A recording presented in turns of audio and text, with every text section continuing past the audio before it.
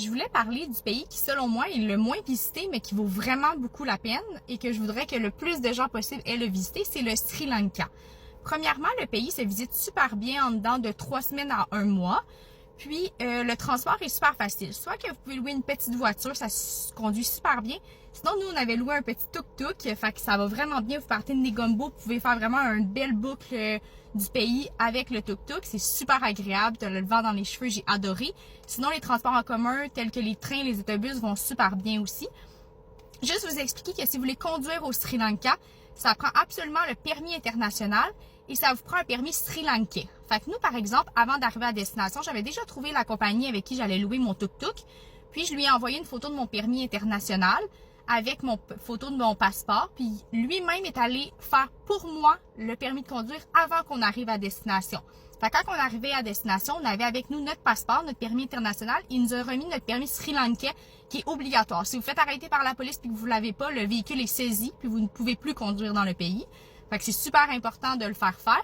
Sinon, s'il ne le fait pas pour vous, vous pouvez le faire rapidement là-bas en dedans de 2-3 heures. Ensuite, pourquoi je trouve que c'est le pays qui vaut le plus la peine, c'est que de 1, ça coûte extrêmement pas cher. Nous, on a mangé 3 repas par jour au restaurant et on a dormi en hôtel seulement pendant 1 mois. Avec le tuk-tuk, le gaz, les activités, tout inclus, puis ça coûtait 90 $ par jour visiter le Sri Lanka. C'est vraiment pas cher quand en moyenne la Thaïlande, Cambodge, ces pays-là, ça coûte environ 120 $ par jour si vous voulez bien vivre. Nous, on vit pas de façon riche dans les pays, mais on vit pas de façon pauvre non plus, on est comme dans la moyenne. Fait que 90 $, c'est extrêmement pas cher.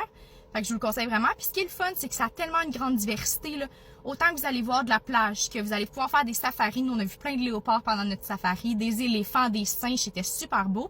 Après ça, quand vous montez vers le centre du pays, il y a les plantations de thé qui sont super beaux. C'est beau, il y a des randonnées pédestres, les vallées sont incroyables. Avec votre propre moyen de transport aussi, vous pouvez vous arrêter n'importe quand vous le voulez. Puis ensuite, il y a le triangle culturel en haut, où est-ce que c'est plus comme l'histoire. Puis c'est là aussi qu'il y a les éléphants en liberté qui sont quand même dangereux, fait qu'il faut faire attention sur la route. Mais que c'est le fun de te promener sur la route et de voir des éléphants sur le bord de la route. Fait que c'est vraiment une belle variété. Il y a de tout dans le même pays, fait que je le recommande fortement. Fait que si vous avez d'autres questions, vous pouvez me les poser, mais allez visiter le Sri Lanka. Si vous aimez un mélange entre tout, c'est le voyage parfait.